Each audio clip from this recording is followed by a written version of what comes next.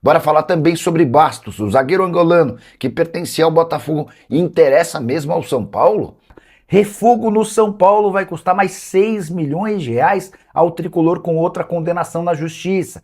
Bora te atualizar também sobre o São Paulo, que tem 45 dias para evitar mais um transfer ban, últimas de mercado, bastidores, finanças e muito mais. Fala aí pessoal, eu sou Jorge Nicola, bem-vindos a mais um vídeo do canal, sempre bom ter vocês por aqui. Sem perder tempo, pedir para deixar like, se inscrever no canal e ativar as notificações. E Bastos, zagueiro ex-Botafogo, pode virar reforço do São Paulo? Essa especulação surgiu ao longo da semana e eu mandei pergunta para uma pessoa do departamento de futebol do Tricolor. Posso garantir que o Bastos é muito bem avaliado no São Paulo, apesar dos 35 anos de idade. Jogador angolano livre desde 23 de julho, quando rescindiu de forma amigável seu vínculo com o clube carioca.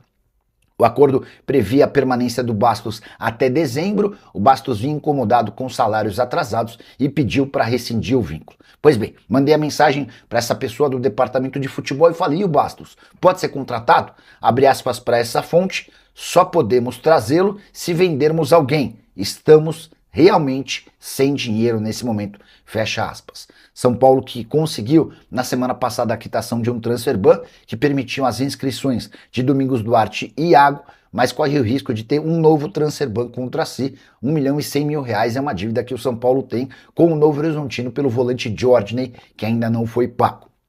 Só para completar, em relação a Bastos, lesão na temporada de 2025 impediu que ele jogasse com frequência na temporada passada. Nesse ano também foram poucos jogos. A temporada muito boa do Bastos no futebol brasileiro acabou acontecendo em 2024. Estou me perguntando aqui quem que o São Paulo poderia vender para trazer dinheiro para o caixa, para pensar na contratação do Bastos. Não existem tão boas opções. A saideira sobre o São Paulo: rolou uma reunião nessa quinta-feira entre representantes da oposição, Rogério Caboclo, Marcelo Portugal Gouveia Filho, Outen Aires e Pimenta. Não há uma definição ainda em relação ao candidato de oposição, mas o que se especula é que na próxima semana o Caboclo possa desistir da sua candidatura para que o filho de Marcelo Portugal Gouveia, que foi um dos maiores presidentes da história do São Paulo nos últimos anos, tente a eleição no duelo contra o presidente Arrim Assis. E tem refugo do São Paulo que vai custar mais 6 milhões de reais ao tricolor. E eu me refiro a Jackson Mendes, que havia sido contratado em 2023 na teoria de graça. Ele chegou sem custos, mas em maio, São Paulo já se viu obrigado a pagar 4 milhões e 300 mil reais de direitos de imagem que estavam atrasados. E acaba de ser condenado pela FIFA e pela Corte Arbitral do Esporte ao pagamento de mais 6 milhões de reais a uma empresa chamada Set Sports, referente ao pagamento de comissão da negociação em relação a Jackson Mendes. Para falar a verdade, não é comissão, mas esse valor corresponde a 70% dos direitos do volante. Na verdade, o Jackson Mendes não chegou livre. Essa foi a notícia que o São Paulo divulgou na oportunidade. Mas, apesar de não ter vínculo com outro clube, os representantes do jogador fizeram o São Paulo bancar 1 milhão de euros, que equivalem a esses 6 milhões de reais. O problema é que o São Paulo não fez esse pagamento e acaba de ser condenado a essa transferência de dinheiro. Ainda não há um transfer ban ativo, mas parece ser questão de tempo. Mais um problema pro tricolor. Cheguei a contar para vocês pela manhã sobre mais um transfer ban que se avizinha. O São Paulo tem 45 dias para pagar 1 milhão e 100 mil reais ao Novo Horizontino pela contratação do Jordney, atleta que é um dos alvos, um dos maiores prodígios da base. O São Paulo havia combinado com o Novo Horizontino o pagamento de 5 parcelas, até aqui não fez nenhuma. E o São Paulo pode ser o primeiro clube grande do futebol brasileiro punido com o transfer ban pela agência de fair play financeiro recém-criada pela CBF. O tricolor tem 45 dias para quitar 1 milhão e 100 mil reais com o Novo Horizontino referentes à compra de Jordney, uma das atrações das categorias de base do São Paulo. O presidente Arrim Assis chegou a dizer que já tem um acordo com o Novo Horizontino para quitar parcelas atrasadas. O Novo Horizontino assegura que não há acordo nenhum, que o São Paulo prometeu, quando da compra do atleta, fazer esse pagamento de 1 milhão e 100 mil em 5 parcelas e até agora não pagou nenhuma. Diante desse cenário, ou em 45 dias o São Paulo arranja esse 1 milhão e 100 mil ou volta a sofrer um transfer ban. Tricolor, no início desse mês, tomou um transfer ban que o impediu de registrar Domingos Duarte e Iago por alguns dias. O pagamento desse terceiro transfer ban na história do São Paulo foi quitado recentemente. Era uma operação de pouco mais de 6 milhões de reais com a Lazio pelo Marcos Antônio. Agora, o risco de um quarto transfer ban na história do São Paulo.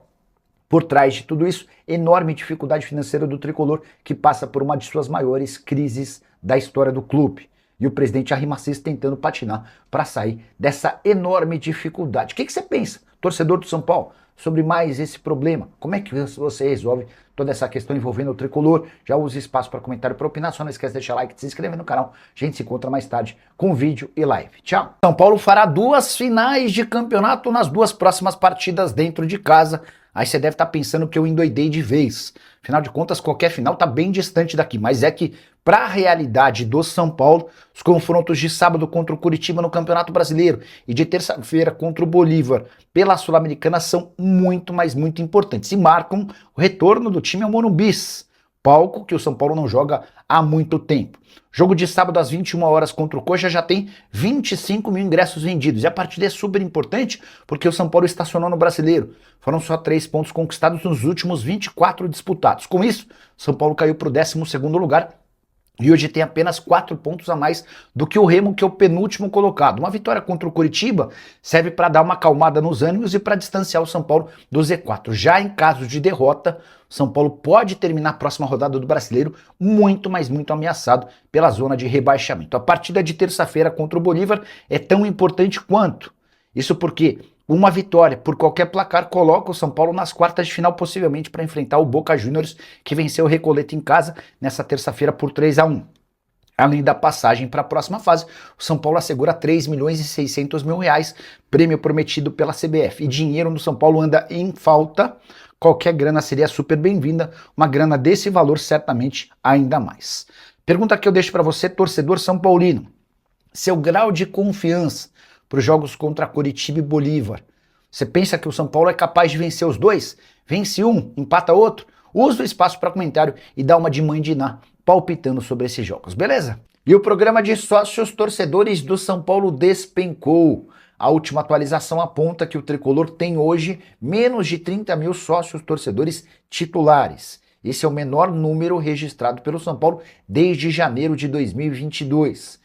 E antes que você dê de ombros para a notícia, é só importante registrar que o sócio torcedor tem garantido excelente receita ao São Paulo. E uma queda drástica como essa representa menos dinheiro nos cofres do clube. Na temporada passada, por exemplo, o São Paulo arrecadou 56 milhões de reais com o sócio torcedor. Na temporada de 2024, outros 55 milhões de reais. Em ambos, a média de integrantes do sócio torcedor ultrapassava 50 mil pessoas.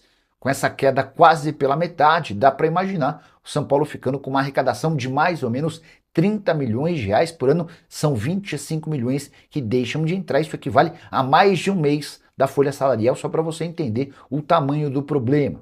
Importante registrar que essa debandada de torcedores do programa de sócios torcedores tem tudo a ver com as questões em campo, falta de resultados e todos os escândalos que marcaram a administração Júlio Casares e também a Rimassis nos últimos meses. A verdade é que o torcedor do São Paulo parece muito incomodado com tudo que tem acontecido e a primeira providência foi cancelar o programa de sócio-torcedor.